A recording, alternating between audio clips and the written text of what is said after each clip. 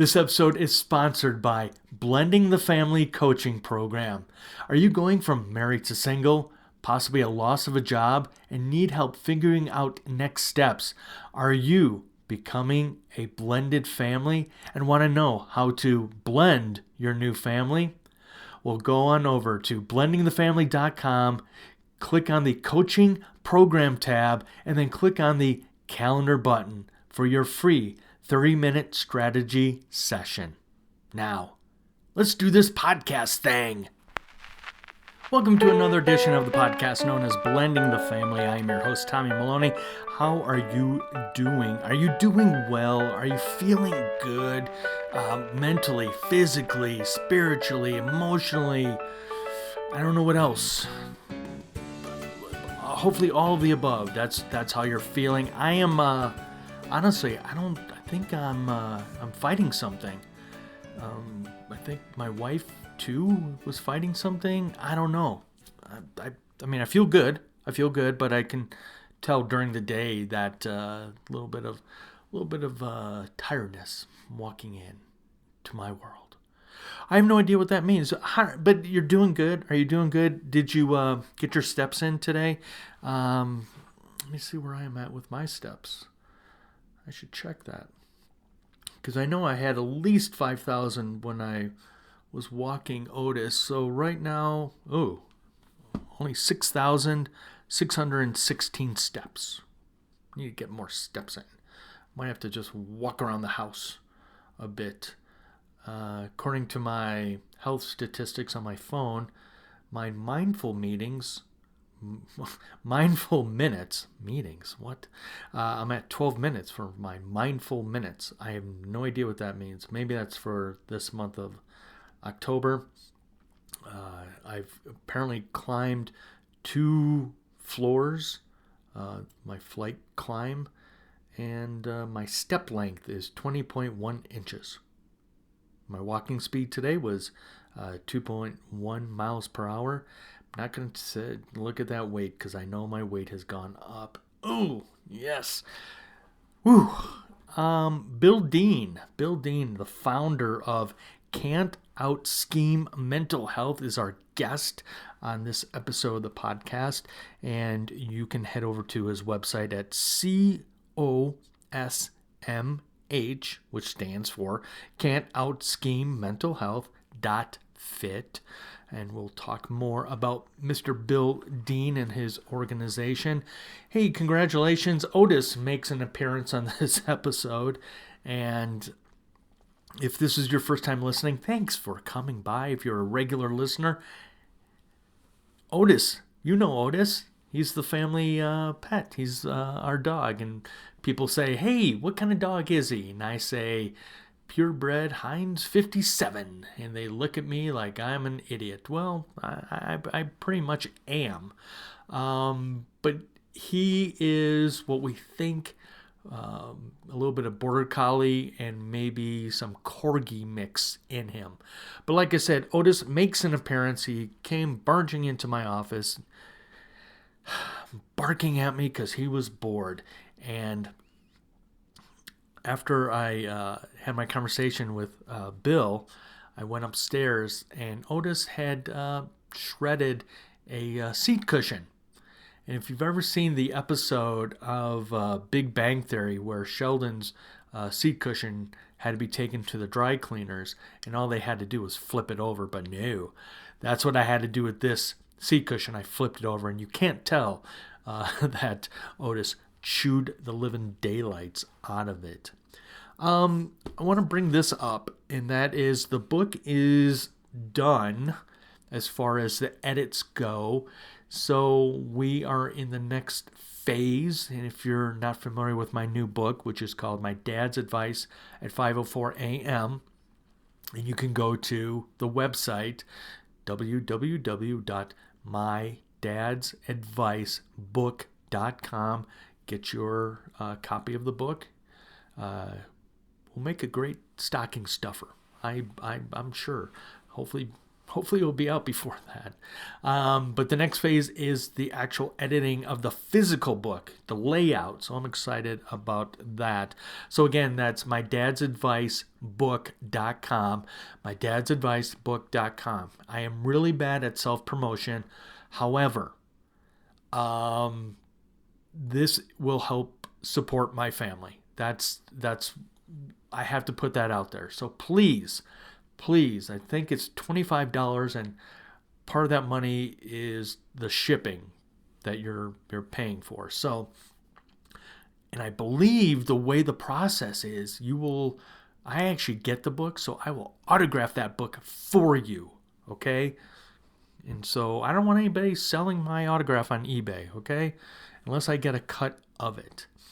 One of the things that we talked about on this conversation with Bill Dean, again, founder of Can't Outscheme Mental Health, was an article that day I had read from Mercy Livingston. And it was on the website Well and Good. So it's well with a plus sign, good. I love the content on there, and I'm hoping maybe they'll invite me to write for them. But anyway, Mercy Livingston interviewed a happiness expert, Michelle Wax. And the reason why I bring this up is because I brought this up with Bill. And I found Bill on LinkedIn. And this is where I find a lot of my guests are either LinkedIn or Instagram. And let me just say one thing. For those of you who I am friends with, either through personal or through Blending the Family on Facebook, I had announced that I was leaving Facebook and I was going to be leaving Instagram, because I'm not a fan of Facebook. I've never been a fan of Facebook. The only reason why I had deleted my Facebook account, and then when my business coach was doing a lot of stuff through Facebook, I had to redo my Facebook account. So I was like, you know what? I'm done with Facebook. I'm done with that evil empire. And then I got an email from Facebook saying, hey, we can put your podcast up on Facebook. And I'm like, all right, let me just see. So I entered the podcast into Facebook, and oh my gosh, the numbers increased of downloads. So I'm like, oh crap. So I am going to say to you, I'm going to keep the Facebook. You're not going to see a lot of me on Facebook. From time to time, I will post a few things, maybe some updates of the family, or of the book, or the podcast, or some of the videos I've been creating. But for the most part, you're not going to find me on Facebook. You'll find me either on LinkedIn a lot. I need to start using Twitter again. I loved Twitter back in the day. What was the other one? Was it called Foursquare? I don't know if anybody remembers it, where you would go into a store and then you would check in, and you might get like a coupon because you checked in. But anyway, I digress. So anyway, this article with Mercy Livingston from Well and Good. So Michelle Wax was talking about 3 questions that she asks herself every single day. And I want to share these with you. And again, we're going to talk about them in the podcast. But number 1, what can I look forward to today? What can I look forward to today? Question number 2, what has potential to stress or worry me today? And how will I choose to respond to it? And number 3, how do I want to feel at the end of the day? And what do I need to do or not do to make that reality? So again, shout out to Mercy Livingston putting out a great article. And I was going to, I need to see if Michelle Wax is on LinkedIn. So there you go. 3 questions to start your day. And I hope those questions help you with your day. So as I stated, we have Bill Dean on this episode, Can't Out-Scheme Mental Health. The month of October, there's been a lot of dates specifically throughout the month geared towards mental health. And so I'm excited to close out the month of October with Bill talking about his wonderful organization and his program. He has an 8-week course, and what Can't Out-Scheme Mental Health is all about, and Bill will go into more detail, but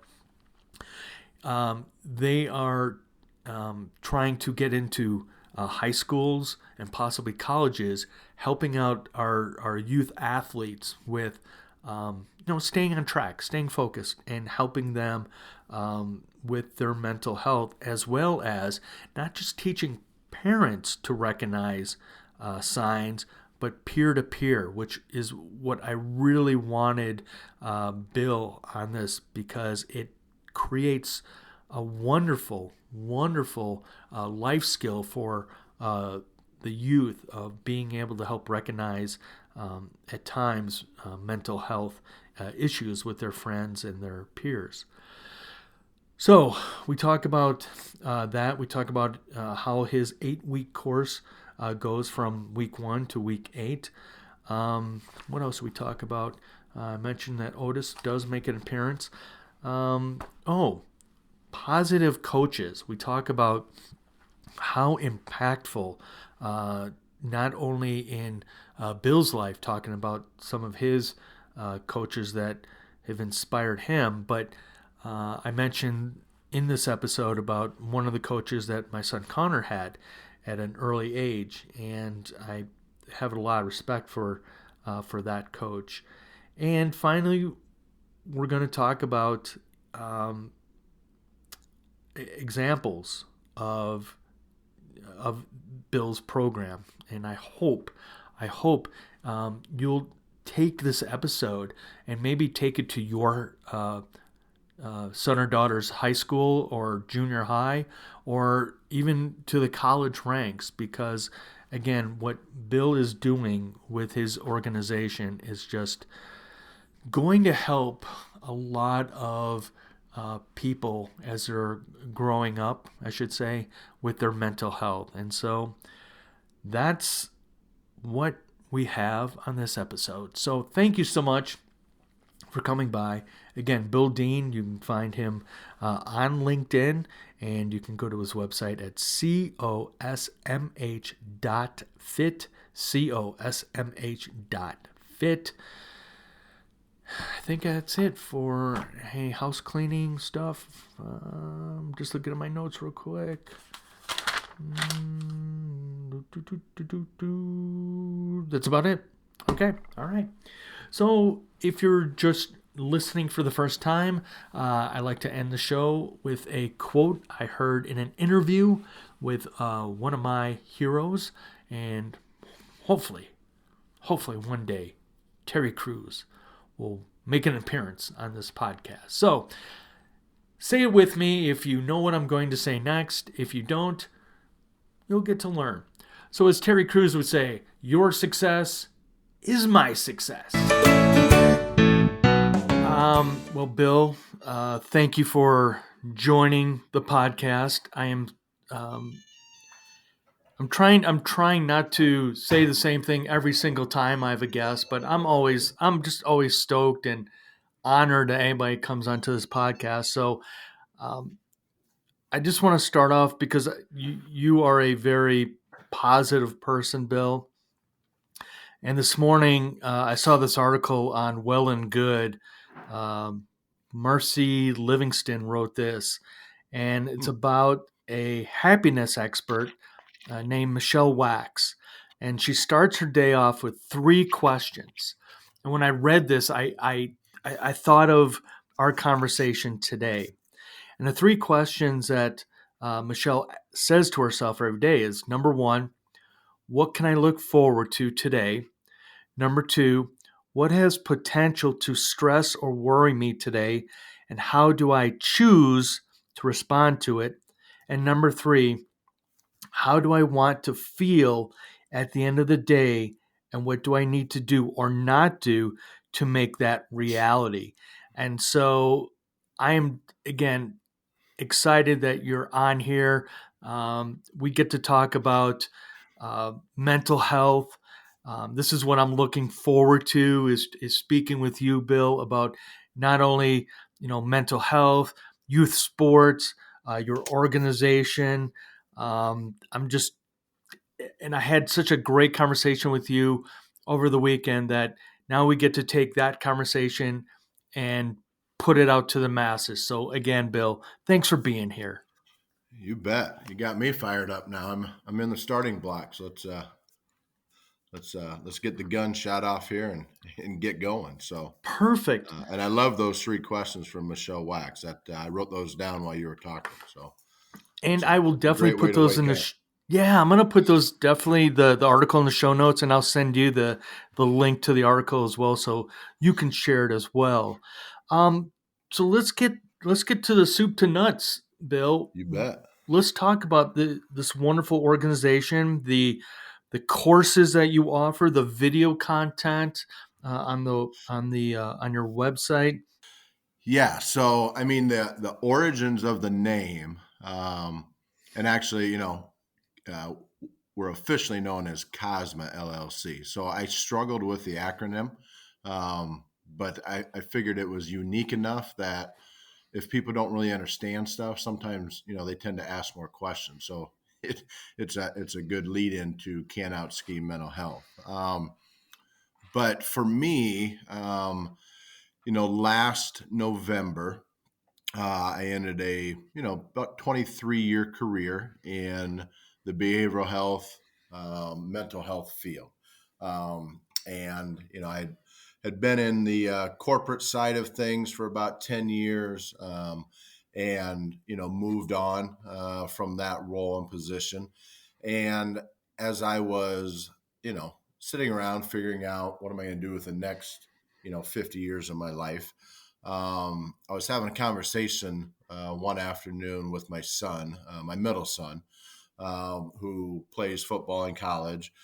And we were just talking about stuff, and he was going through a lot of their leadership programs that they're a part of at the school that he attends, Morningside University. And he was just talking about you know scheming, whether it's on the football field or, coaches' approaches to the games and game plans. And then we got to talking about mental health and stuff. It was a pretty rangy conversation. And he just kind of looked at me and he goes, yeah, Dad, you just can't out scheme mental health. And I sat up in my chair and I'm like, what'd you just say? Um, and I didn't know exactly how we were going to play that out, but I looked at him. I said, that's going to be the name of my company. Because one of the things that in my, once you leave a job with primarily the same company for many, many years, as working in the corporate world, you really do a lot of self-reflection. You go through yourself, it's almost like a grieving process. You go through your self-doubt and you go through your feelings of frustration and anger, and you just work through that normal progression of where am I at. And once I got through, that trail, so to speak, and those daily battles, I knew there were 2 things that at my core I loved. And number one is sports. Sports helped me growing up in a single parent family. Sports was my babysitter. I have an amazing mom who raised me by herself, but she worked 2, 3, sometimes 4 jobs. Put me through private school and make sure I was positioned for whatever was after high school. But sports was my babysitter. The rule in our house was if I didn't have a job, I had to be out for a sport, which was great for a few sports, but like I wasn't a big track guy. So I played tennis.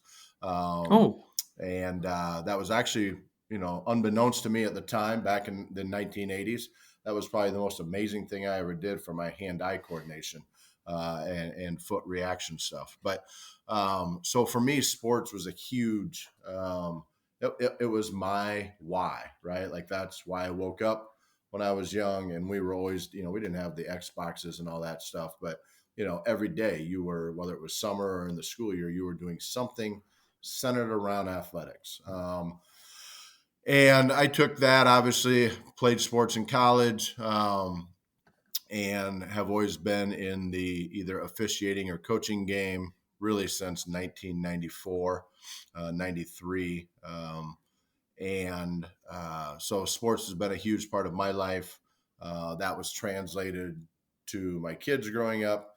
Not that we pushed it on them, but they had their options, and they embraced sports. We live in a smaller community, so most of our student athletes in this community are at least 2, if not 3 and 4 sport athletes. So every season you're doing something. So I knew I wanted to figure something out in the student athlete sports world. On the flip side of it, the reason I stayed in this field for so many years was just the amazing transformation you see in individuals, whether they're adolescents, young adults, middle-aged adults, when individuals are dealing with and working through their own mental health diagnosed issues or just day-to-day mental health challenges. When you're able to really connect with someone, help steer them along the way, sometimes just listen, plenty of times give advice, give feedback, sometimes give very direct direction, or help in their accountability path. That's just an amazing feeling. That's really why I stayed in the field for so long. And then I was afforded many great opportunities in the field, learning about multiple service lines, service delivery, and just the amazing amounts of ways that people can help people. So, that's where the name came from. Taking my history with sports within our family, my background working in the behavioral health, mental health industry, really wanted to figure out what path to cut. Because one of the things I've known in, doing a lot of high school coaching is, high school students are amazing at masking what's really going on. And that's, there's many factors, there's many, aggravating circumstances around that. But we hear a lot today in society about all of the mental health coming out, if you will, or the mental health issues that are being raised or being exposed by some amazing professional Olympic and college athletes. And the one thing I started doing was I just started digging into a lot of research and data around high school student athletes, and where could I find percentages around the number of high school student athletes dealing with diagnosed mental health challenges or anxiety, depression, substance abuse, co-occurring disorder statistics. And for me, what I kept coming back to, there's some data out there, but what I really kept coming back to is the only thing I could find for high school students really was like the most, extreme worst case scenario. And that were, those were mainly headlines from communities where individuals had, committed suicide, where individuals had, significant substance abuse issues and were involved in, car accidents or, overdoses, things of that nature. And so it got me thinking, like, why can we not find more data? We've got all kinds of data on professional athletes that are dealing with mental health issues and challenges. The college ranks are getting better, but at the high school level, really the only thing you can find when you really get into it are headlines. And that was concerning, depressing, and scary all in one.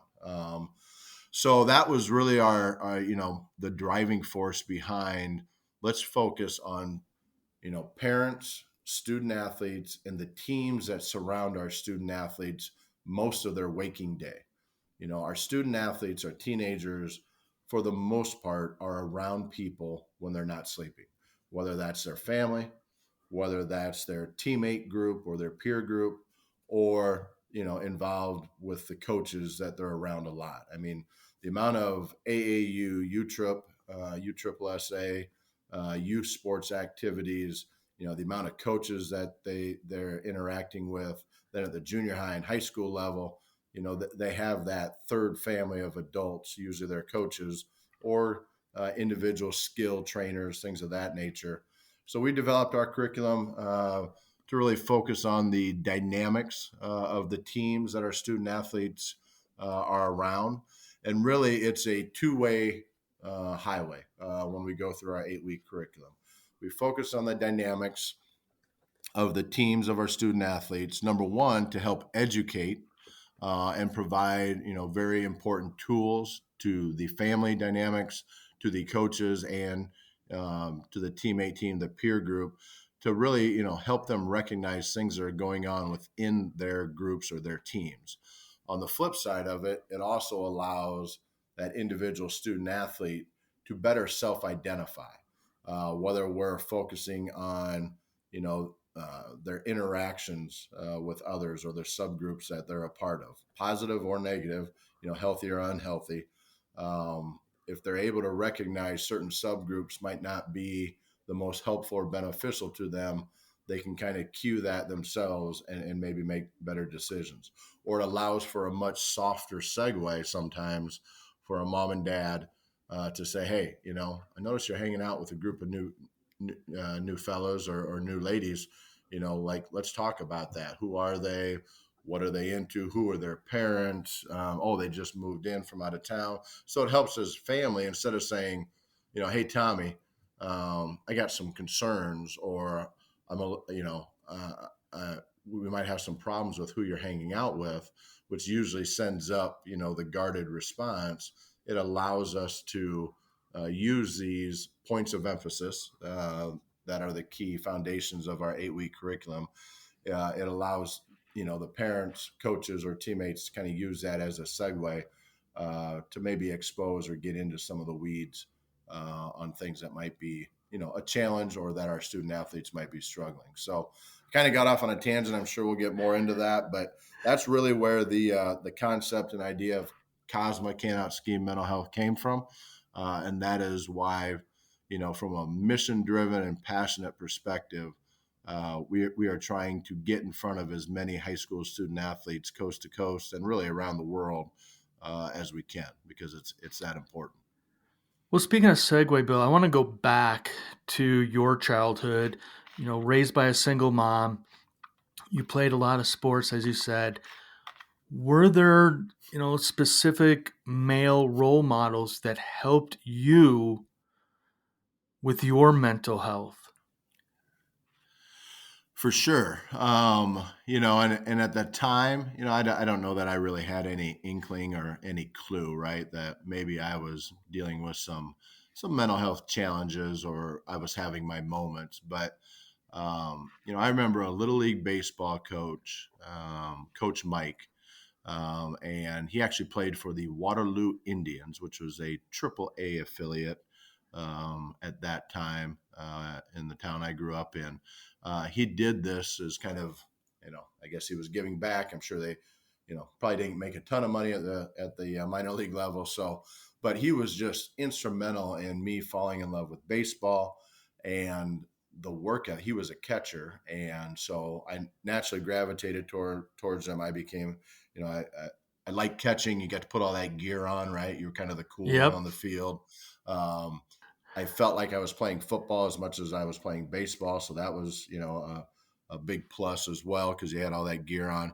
But he really, dialed in with me the work ethic it takes to be a good catcher. Whether that was blocking or sliding or, digging the ball out, or just commanding everyone's attention, the other 8 players that are all out in front of you, owning your field. And that was, at, I don't know, 9, 10, 11 years old. Like, I remember those hot days and him just really pushing us as a team and me individually in very positive ways. And I think he helped that athletic-driven work ethic at that point in my development. And then in high school, my high school football coach was probably the most, influential person from a coaching perspective in the high school years. He was a great man. And he's the one that kind of, opened my eyes that, maybe you could play college football. And back then, we didn't have, you didn't have stars after your name. Not that I would have had any stars, but, there was not these big recruiting agencies and, the ESPN top 100, top 300 high school athletes. Back then, if coaches found you, unless you were a really elite athlete, they basically just scoured the local newspapers. And our head football coach had nominated me for some local all metro teams. And as a result of that, and being voted on first team and stuff, I started getting some mailings. And was fortunate enough that one college coach, kind of showed up at the school one day. Is like, "You ever thought about playing college football?" And my main response was like, "No, I'm not quite sure what I'm going to do. Probably go to the military or something of that nature." College was talked about in my house a little bit, but was definitely not a clear path that this is the road you're going down. So Coach Woodley, who was at St. Ambrose University at that time, he really opened my eyes to it. And then we went to visits and ended up going to St. Ambrose University. So those three coaches from my youth development through high school, and then obviously in college, really played a key role. And it wasn't just the coaching; it was the life stuff. I would say all three of those, the terms we use nowadays, are transformational coaches, right? Those three had plenty of Bobby Knight in them, so to speak. They were very demanding, had high levels of accountability and performance expectations, but they were always the ones that nobody ever saw when you were walking off. Back then we did 2 or 3 a days practices in football. When you're walking off the field, they might just out of the blue say, "Hey, I saw you're working at the local grocery store. How's work going?" And you weren't used to that. It was like, wait a minute, like you're actually inquiring, or you care about what I'm doing outside of the weight room or practice time. So that opened my eyes to, wow, coach is pretty cool. Coach is pretty normal. I'm talking about stuff. And that then for me opened the door, as other issues may have arisen during, high school and college, especially, I could go in and talk to them. I could bend their ear. And it was a huge, so for me, it was free counseling, so to speak. It was utilizing or accessing very strong role models that were right in front of me, and definitely played a big part in me dealing with other things, that occur on a day-to-day, week-to-week basis as you're a young teenager floundering through what you're going to do, the next day and the rest of your life. So. But I want to go back to Coach Mike, because you said that he was able to push you and the team in a positive way. Can you give us some examples of how he pushed you in a positive way? Yeah, I think, and this was like summer Optimus Youth League baseball. So for us, it was kind of like, of course, the movie Sandlot depicts a lot of it, but it really Yep. was. I mean, You're killing me, Smalls. yes, exactly.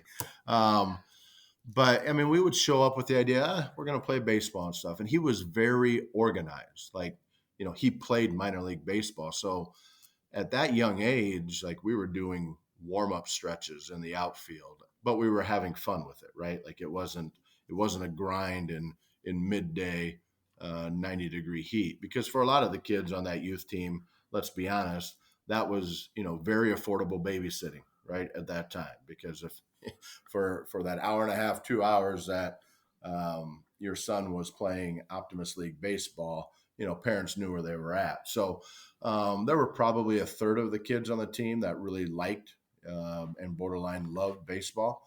There were a third that loathed it, did not want to be there. Clearly, they were told they had to be there, or there might be consequences at home. And then the other third, they were there because they were good athletes, and that was the thing to do in summer. So Mike made it fun, but he made it very structured and organized, which, looking back, and I don't, sometimes I have a hard time remembering what I had for breakfast nowadays, but I remember we were much more structured than a lot of the teams at that age level. And again, this was back in the early mid 80s, early 80s. Um, but we had so much fun. Like I remember one day we were going through our normal practice routine. In the middle of practice, he just brings out this big styrofoam cooler with like, I don't know how long it must have taken him to fill it up, but like 200 water balloons. And they said, all right, we're going to have throwing practice here. Everybody's got to, grab a water balloon. And he gave us a target, and you really had to focus on how to throw a water balloon, because if you just grab it and try to throw it, it breaks in your hand, um, or it breaks on its way out of your hand. So you really have to focus on your mechanics of throwing. And he broke all that down with us afterwards. But for that, like 12, 15 minutes, that was the funnest practice I'd ever been a part of. I'm like, a coach is letting us throw water balloons, which of course with young boys turned into what? Throwing them at each other and then throwing them at him, and then running around. But it was that type of fun mixed with, structure in your practice regimen. At the same time, everything we did, Coach Mike would explain how what we just did, yes, it was fun, but guys, we just learned better throwing mechanics right there. Or if it was, rainy the night before, or maybe right before practice, or sometimes if it started raining during practice, he would just stop what we were doing, take us to the outfield, and we work on sliding practice. And for us, it was, as kids, it was a bunch of running and sliding in the grass that was wet, and that was really fun. But then he would break it down. How do you do pop-up slides? How do you slide safely head first?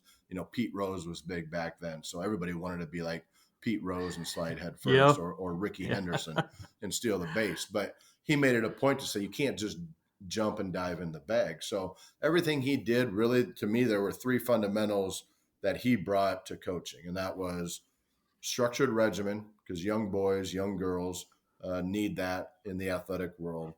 Number two, every activity you do should be connected to what you're going to play out during a game or the key mechanics of a game. And number three, everything should be capital F, capital U, capital N for fun. Yes. Uh, so, Yes. so for me, those are the, I still remember that. Like I said, I had oatmeal this morning, but I don't remember what I had for breakfast yesterday. But I remember and still use them when my kids were coming up through baseball and softball. I still use some of those goofy techniques and some of those goofy practice scripts, because it was fun for us. So I'm like, well, I was a pretty normal kid, so it was fun for me. These kids are going to have fun when they're 9 and 10 years old. Well, it's funny. It must be the name Mike, because I remember when my son was transitioning from one level to the next level in hockey, and he was playing spring hockey, and the coach, his name was Mike Lewis, and his brother is Trevor Lewis, who I had to look him up because I knew he wasn't still playing for the LA Kings, but he's now playing for the Calgary Flames. But he came in, and a lot of parents already had experiences with him as being a tough coach. I listened to him during that first parent-player meeting, and he talked about doing things to prepare the kids going forward. And a lot of the parents were like hemming and hawing because they're so used to the kids, showing up 10, 15 minutes early before the game. The gear is already on. And, back then, you could get away with that. But again, these kids were transitioning to one age level to the next. And Mike was one of those coaches that said, we're going to do dry land during the week. And for those that don't understand what dry land is, it's going outside, running, doing stretching, things of that nature, where you're not on the field, you're not on the rink. Mm-hmm. And I was all for it because I could see he's creating life skills. And when I was a coach, and I had one of my assistants who became one of my dearest friends, who's been on this podcast, Scott Moreau, and I got thrown into the coaching world as a head coach because we were short-handed coaches. And I remember going through USA Hockey's coaching program, and which to me is one of the best programs out there. And a couple of things that come to mind is the one thing they talk about with USA Hockey is something that you were talking about with the water balloons is, yes, make it fun, but with hockey they were talking about make sure you're changing within every 10 minutes a different activity because the kids would get bored. And the other thing that came to mind was, again, the parent meeting I had. And I told the parents, I said, listen, let's be realistic here. I'm not here to teach your kids hockey. Mm-hmm. What I'm going to do is use hockey as a foundation, and we're going to teach them life skills. And we're going to teach them how to be a good teammate. We're going to teach them about time management. We're going to teach them, how to be good winners and how to lose graciously. And so the following season, I was able to step back from the head coaching role and go back to doing what I was good at, which was being a goalie coach. So you're talking about being a catcher. That was me as well, Bill. I was a catcher as a kid. My son became a catcher. He also became a goalie, and he's playing hockey in college now. Awesome. But my buddy Scott, the following year when he was doing his parent meeting, I almost cried because he was saying the same thing, and it was really nice to hear, my message to these parents transcending to, another coach saying, again, we're here to teach your kids fundamentals. We're going to teach them life skills. So it's really refreshing to hear positive stories of coaches because as you know, Bill, I mean, there's a lot of ugliness when it comes to youth sports. It's not just hockey, it's not just football, but there are other sports where you get those coaches who think they're the next step to the NFL. Mm-hmm. And they feel that they have to be yelling at these kids and swearing at these kids and just being in their face when that's not how reality should be. It's about teaching them and giving them tools so they can be good citizens going forward. Yeah, I mean, one of the coaches I mentioned, they always reference, pay me now or pay me later, and I think they utilize that just in that scope, like you just talked about, is, I'm going to teach you these things, which it's going to pay the team now, right? It's going to help us as a team, but we're all going to benefit later because you're going to be quality young men or young women when you're done with this experience, and you're going to be better off for it. So why can't it be both, right? Like when you have those regimens in place, your team will naturally have a stronger culture around it. And maybe they go undefeated and win a state title. Maybe they win one or two games or no games. I don't know. But if that culture is strong, the aspects of fun and learning are there, then that's going to pay forever when they go out in the community and they start to remember those things in whatever they choose to do, whether they're a banker, a doctor, a lawyer, a therapist, a clinician, doesn't matter. They're going to remember those aspects of, everything you do should equate to something almost like you said, Michelle Wax brought up earlier, what can I look forward to today? And how do I prepare for any stressors or problems that may come up? That's game prep, right? Like that's planning for that's game planning for each day versus not just a football game on Friday night or a hockey game this Wednesday. That's daily game planning. That's awesome. That's Otis saying hi to everybody. So I want to go and let's talk about can't out scheme. Hey, he's a fan. And Otis, you can't out scheme mental health either. Yeah, he's a fan. I'm going to send him a doggy shirt. So he is. He's always a fan of all the guests. So I know you have the 8-week program, but the one thing before we get into that is, and you were talking earlier about research and statistics. When you're talking about the peer-to-peer concept of your program, Otis, you're going to go outside. Is there a difference between the male peer-to-peer versus the female peer-to-peer? Um, well, I think, I mean, just in the there's a few things, and so not to make light of it, but of course there is, right?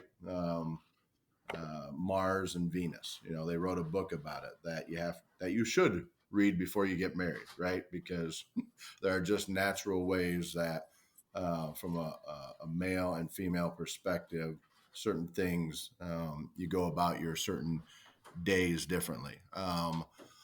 Where I would say there is no difference is this: a healthy environment is a healthy environment. To recognize when one of your teammates is struggling with an individual issue that may be outside of whether or not they remembered the play that was called, or whether or not they ran fast enough. To recognize unspoken communication in the locker room, male or female, is a huge asset to your team. And from a peer perspective, they're going to hopefully open up, listen, acknowledge, react in a way of help when it comes from someone that's your peer, or your teammate.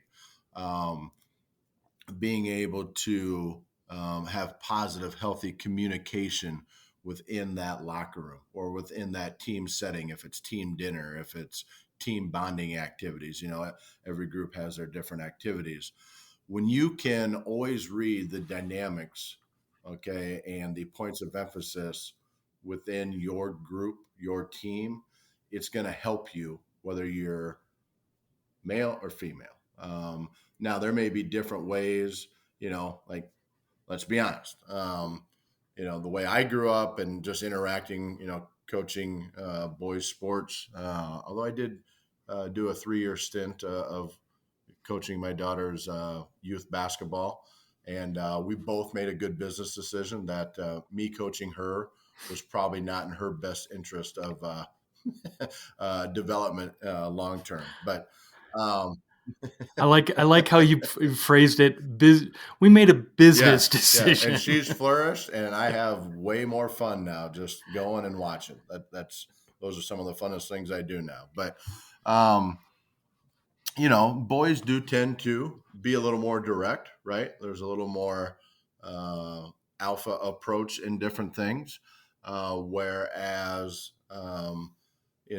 sometimes in the um, girls team setting, there's a little more of a all for one for all. We all want to do well. We all want to help Susie with her issue because she's a huge part of our team. A lot of times with boys, the initial motivation is, we need to get Tommy right so he can get back and play for us. But then, it takes us a little longer to get there sometimes. Whereas I've, just from my personal observation with my daughter and her teams, um, they still want to get there to make the team healthy and be successful and have a great experience. There's a little more empathy or compassion, I would say, um, that insulates their approach, or watching my daughter and her teammates interact and approach one another. That I kind of got off on a couple different rabbit holes there, but I would say from a socio-dynamics perspective, what you're looking for and how that can help you help a teammate and then help your team, there is no different. These key points of emphasis work the same for both genders. Okay. I was just curious because, um, having both witnessed our daughters go through sports and our boy going through sports, and seeing, as you've touched on, there is a different communication. Um, there's a different, even body language is different watching women's sports. To me, um, where was I? I was in, I think, just outside Dallas recently, and I was out for dinner, and I was watching the women's soccer team, And even at that high level, they are having what you said earlier. They were having fun. I mean, yeah, they were winning huge, but even on the flip side, watching men's sports, there are times where you look at their body language and it is all business, and I think that as when you get to the professional level, I think you sometimes Mm-hmm. forget to have fun, and it's rare you see interviews or hear interviews of these professional athletes talking about Mm-hmm. fun. A lot of them are just talking about, like you were saying, Yeah. pay me now. Yeah. Very true. So let's talk about the 8-week course that Can't Out Scheme Mental Health has, and I think this is a great opportunity to showcase your work and what you're trying to accomplish, um, and I'm sure as a business person, you're looking at a broader, not just high school, but getting into colleges and getting into even the professional ranks. And one of my favorite authors, John Gordon, I think one of the books he wrote was The Energy Bus, Mm-hmm. and he's one of those professional speakers that you'll see from time to time before like NFL season, where NFL coaches are bringing him in to talk about mental issues and mental health. So this is where I'm really excited about your program, Can't Out Scheme Mental Health. So talk about the not only just the 8-week course, but um, the way that both you have parents working together, and again we touched on the peer to peer. So talking about the youth athletes working together. Yeah. So, I mean, so the simple aspect of our 8-week curriculum. So, we create mental health safe environment and forever maintenance playbooks with our families and their student athlete, with our clients. So, if you were to give me a call, you would click on our, which you did when we talked Saturday. You would just go to our Acuity calendar and you would sign up for our initial kind of free assessment. I reference it as our energy, our coaching call, where it's really getting to know one another. I find out why you're calling, and then we get into the real specifics about your son or daughter, from a mental crisis position that they're in. Maybe your son or daughter has a formal diagnosis, and they may very well be working with a licensed independent practitioner or a therapist. There may be some family counseling. So we do a full 360 assessment. And then from there, we tie into what the main areas of focus are that you have as a family, that your student athlete has. And that's really garnered from the initial assessment conversation. It may be more peer based, that's some of your struggles. It may be more coach based. Maybe there's some conflict or communication interaction issues with one or more of your coaches. Usually it's one specific coach, and this student athlete wants to go play college at a certain level. And that could be community college, the junior college ranks. It could be Division III NAI, or it could be Division II, Division I. It doesn't matter what college, or excuse me, what level you're looking at playing in college. It's a matter of you want help with improving that relationship with your current coaching dynamics. So from there, once we've identified kind of our key areas, then we will begin for the next 6 weeks in a row. We will go through each week is a new point of emphasis. So, um, the family, the student athlete, they have takeaways from each of our coaching meetings. We review, real experiential activities that we're implementing, as well as experiences that they're referencing. And then if there are specific areas, whether that's dealing with anxiety, whether that's depression, whether that's, we have a few clients that have been experiencing some issues in the substance abuse realm. We will then, address those as well. We will connect those to the points of emphasis. If it's something that there are other outside resources that need to be brought in, we definitely do that.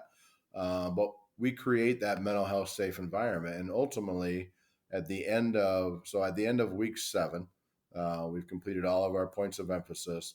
Then we will take the next week, and we will finalize our forever maintenance playbook. And really, what that is that's the toolbox that mom and dad, or aunt and uncle, grandma and grandpa, whoever the parent dynamic is, as well as the student athlete, that is their forever maintenance toolbox, their forever maintenance playbook.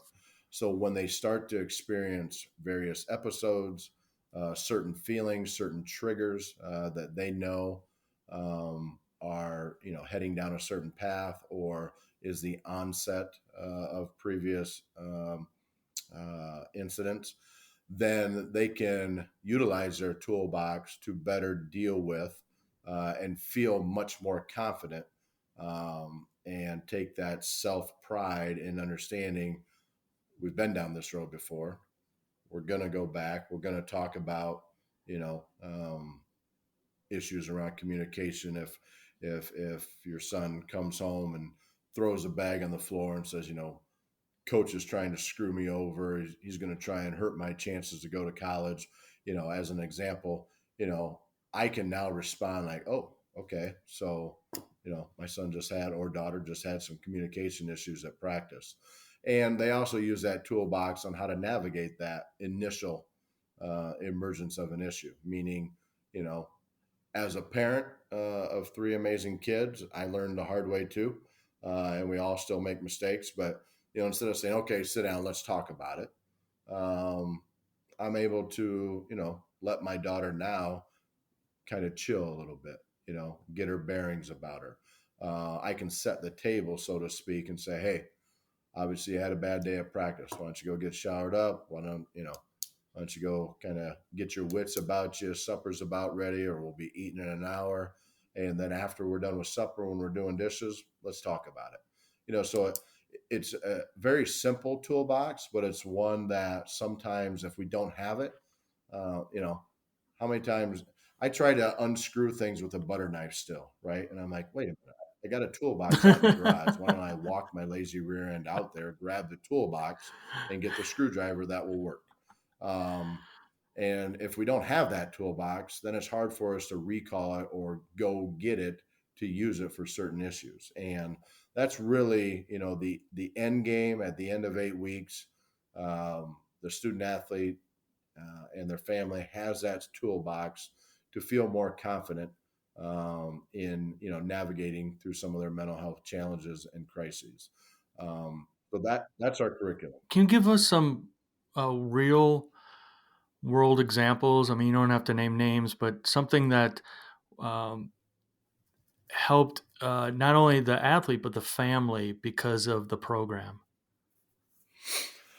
You bet. So one of my students, actually one of our first students, student athletes that we worked with, um, pretty decent athlete, played football. Um, you know, really, it wasn't even about wanting to go to college. This individual wanted to make the starting lineup for their JV football team, and felt that there were 2 things that were holding him back. Number one, his grades, and number 2, coaches didn't like him. So, we got through the initial assessment, and we really focused on obviously the academics, which the individual student athlete had brought up, as well as the communication flow and the communication kind of routine that was, visible and apparent on a day-to-day basis with this individual and their coaches. And so when we really, started peeling back the layers of academics, um, this young man was really, really smart, like super smart. but he just wasn't turning in homework. And then that naturally was impacting how coaches were communicating, right? Because now you're going to practice, depending on the school. This school happened to have, academic check-ins every 2 weeks. And so the conversations are what with the coaches? Hey, Tommy, your grades are poor. Your homework's not getting turned in. You're not dressing for this week's JV game.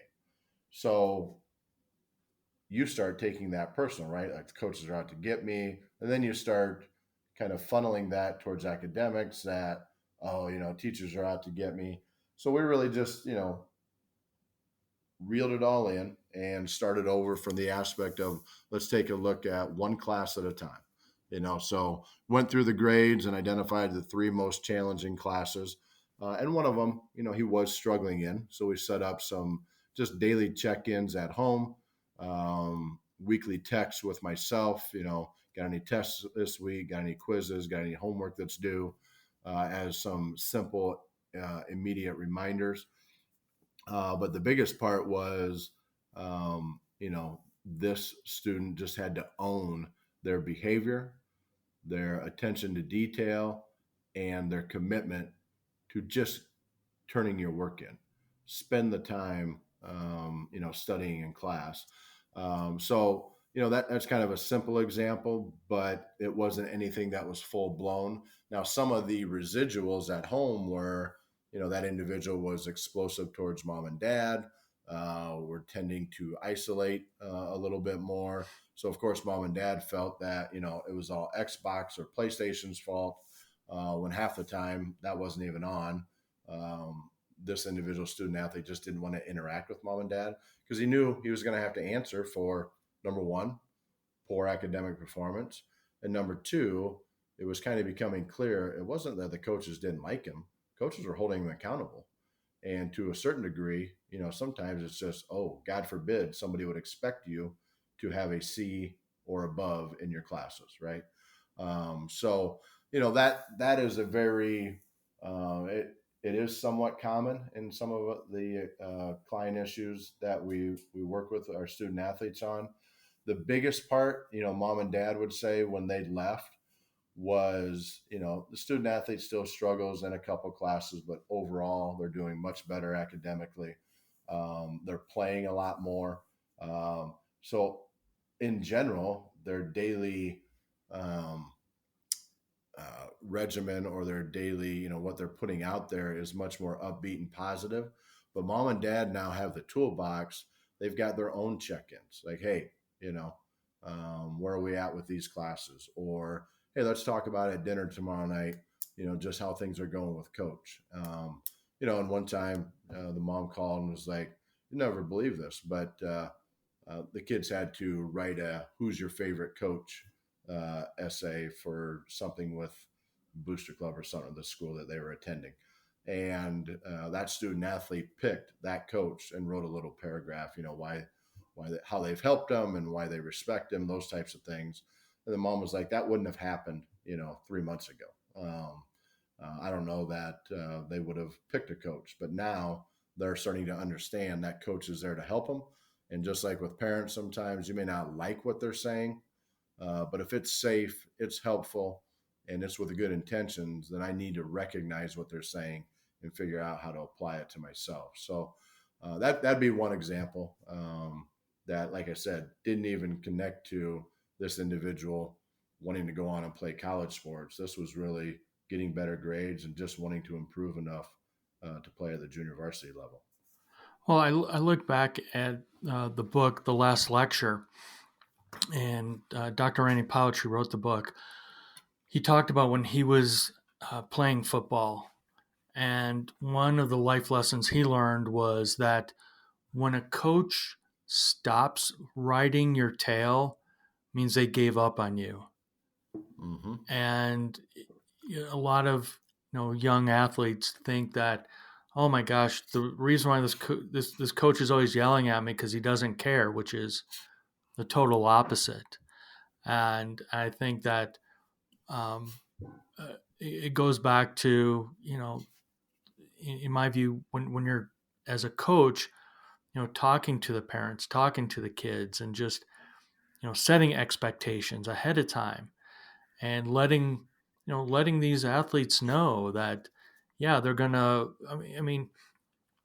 Especially when you're playing, high school and college, you do have to have an academic check-in every week to make sure you're eligible to play. Of course, your coach Mhm. is going to ride you because, coaches need all those players to succeed. And so uh, I always remember that. And, even as a former coach myself, I can honestly say, I even the kids that just, it's like in life, you're not going to get along with everybody, but I always felt as a coach, my responsibility was to make sure that that young athlete stayed the course. And um, you know that's why for me it was really important having those conversations with parents, and asking them, all right, how are the kids doing? And then if you hear something, say it to the kids and say, hey,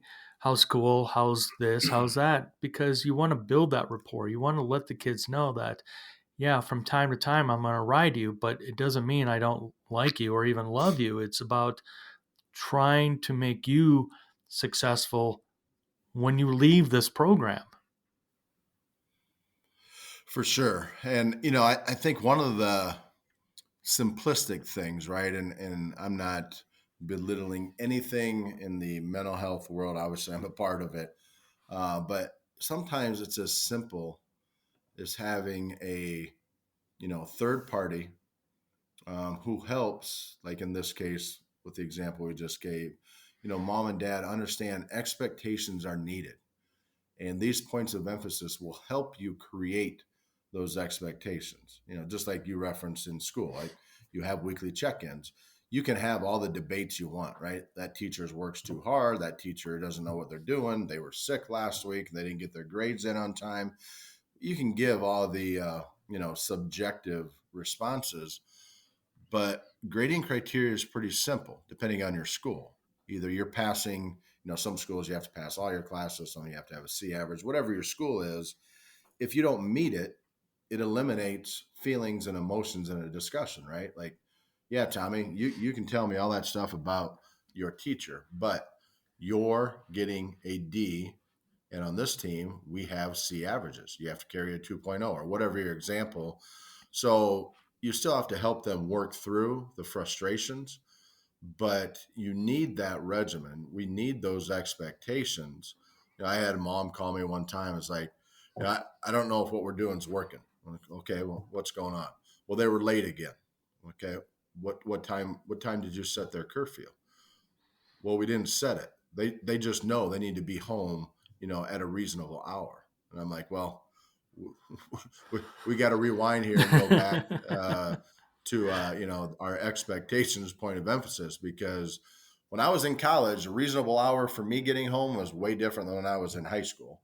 And not to make light of it, but you got to have that expectation. So you can at least take out you were supposed to be home at midnight. You were either here by 12:00 or you weren't, And now if they come home on time, but you're concerned about some other things, that's a whole different conversation. But just getting the simplicity at times of, here's the expectations, here's the accountability aspects that happen. It's the same in sports, right? Um, there are certain things you have to do. I'll use football. I'm the defensive coordinator. Our defense is set up that if everybody does their job a certain way, no offensive play should work, right? Um, unless, of course, your players are just better than ours. That's a whole nother great debate. But when kids get outside their run fit on defense, we don't talk about, hey, you should have made that tackle. No. You are supposed to, set the edge here and get everything to spill outside. You didn't. You read pass. It wasn't pass on play action. You bailed out, and now there was a 3-yard wide run lane that the running back just ran through. So you have to have those expectations, and teenagers, especially, they can live up to all the expectations. A lot of times, teenagers, student athletes especially, They just want us to put good expectations in place and then help them through it when they struggle with those expectations.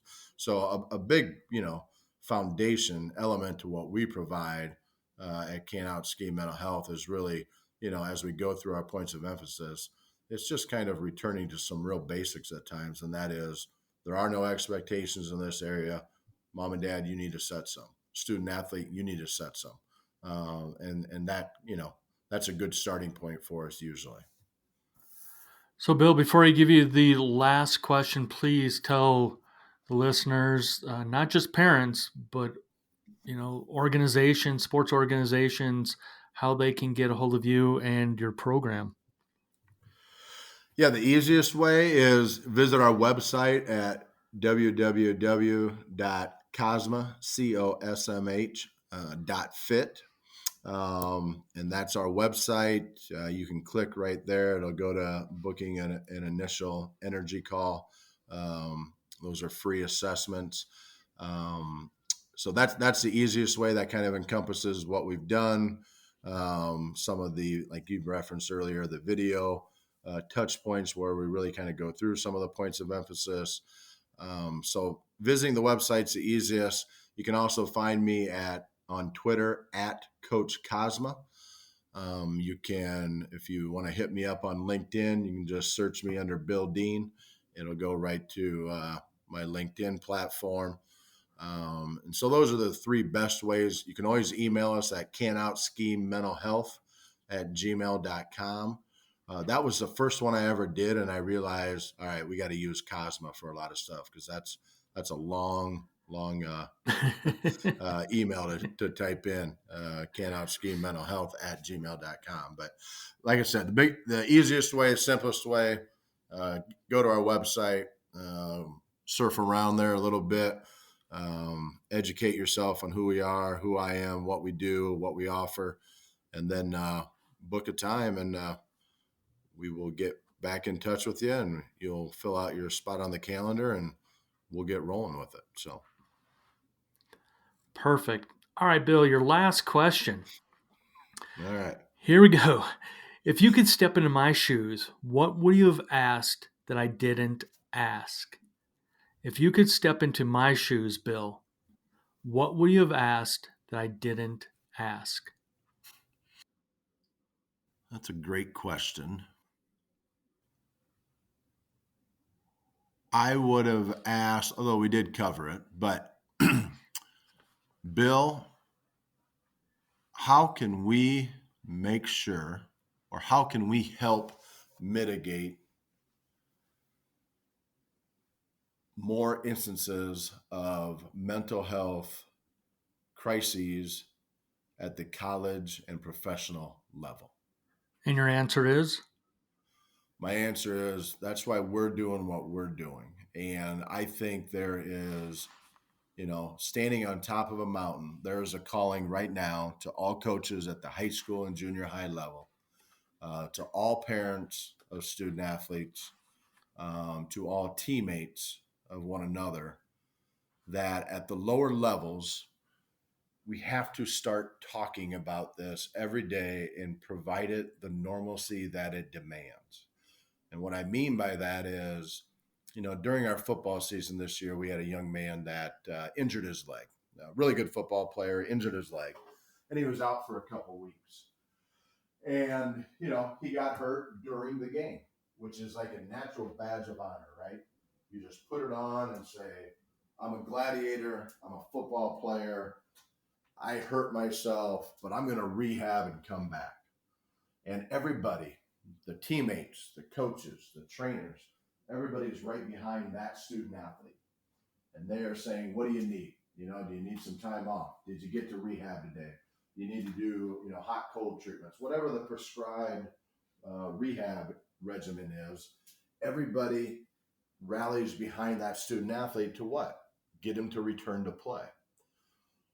Where we are broken as a society and community is if after that game, that same student athlete would have come into the coach's office or went home or with a group of friends said, guys, I can't do this anymore. I don't know what it is. I'm freaking out on the field. I feel like every time I do something, if I do it wrong, I've let you guys down. Like, I need a break.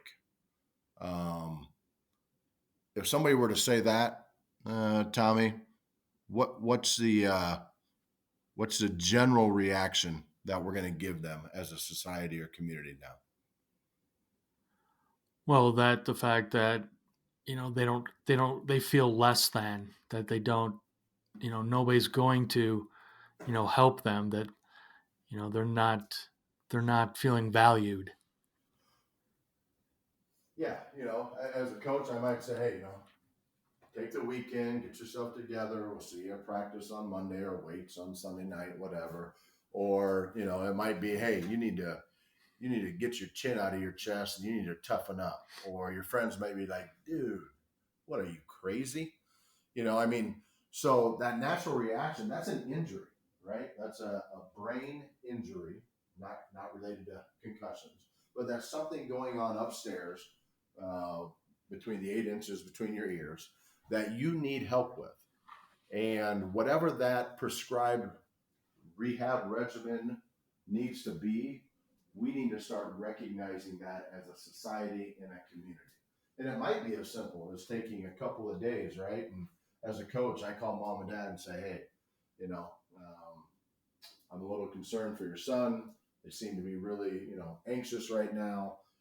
Hey, this weekend, don't do anything that's related to football. Take him golfing or go on a trip or, depending on the financial means, watch a movie, whatever it is. But as a coach, if I recognize something like that, what am I doing to make sure they get the same rehab or the same opportunity to get better as I would have if they hurt their knee or rolled an ankle or dislocated a shoulder? And so my whole point to say that is, and that's where the mission and the passion for our target groups comes from, is my perfect world is in the next 5-10 years, these awesome stories that we're hearing about at the professional athlete or Olympic athlete level, they tend to have more content around, I love what I do in the NFL now. And I've been struggling with bipolar disorder since I was in 10th grade. And because my coaches, my family, my community, my teammates opened their arms to me with my challenges, that just allowed me to flourish. And I was a high draft pick, or I might have been a, free agent signing, whatever.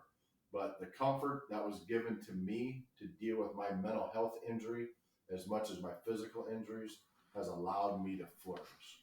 And that's the story that I'm hopeful to start hearing, where that's much more normal at the lower levels. Because I think as a society, once we get there, we're going to see a lot more talk about mental health issues and crisis and challenges, but it's going to be just as normal as, I forget the doctor's name that does all the Tommy John surgeries. The guy in, I think he's in Birmingham, Alabama. He does all the big time arm surgeries, but he's like an expert, and it's almost like a proud thing if you go through surgery with him and come back to it like he's the expert. I want it to be where, yes, Coach Bill, Coach Tom, Coach Fred, Coach Lisa, Coach Kim, whoever it is, they help me at an early age better balance my day-to-day regimen and my mental health challenges, and I have just flourished as a student athlete. When we get to that point, we're always going to have mental health issues, just like we always have physical injuries in sports and athletics. But it's just going to be so much easier for everybody to accept, number one, and number two, implement their prescribed treatment plan or rehab plan and hopefully not miss a beat. Bill Dean, founder of Can't Outscheme Mental Health. Find him again at www.cosmh.fit. Bill, thank you so much for your time, and I'm looking forward to hopefully hearing down the road more positive stories from your organization. Outstanding, Tommy. I appreciate you reaching out to me last week, and I love the work that you do between, the podcast, and I actually spent a little bit of time on Sunday during bad weather, listen to some of your TEDx talks. So you bring a lot to the table, my friend, and I appreciate it. And I'm very grateful for you helping us spread the word with student athletes and better dealing with and identifying mental health challenges and crises.